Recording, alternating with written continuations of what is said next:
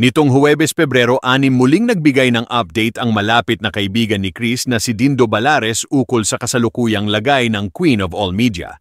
Kwento ni Dindo, patuloy pa ring nakikipaglaban si Chris sa kanyang mga karamdaman at kalusugan at iniiyakan ang kanyang severe body pains. Pero hanga siya kay Chris sa kanyang faith na hindi natitinag.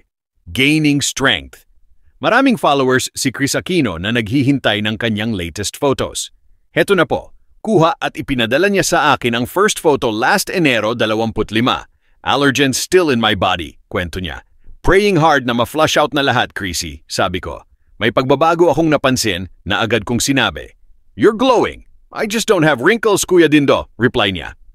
Last Sunday, habang nasa Pasita Mansion ako sa Vegan kasama ang media friends, ipinadala naman niya ang second photo. In between the said dates, lagi siyang may struggles sa kalusugan at iniiyakan ang kanyang severe body pains. Ang labis kong hinahangaan kay Chris, ang kanyang faith na hindi natitinag.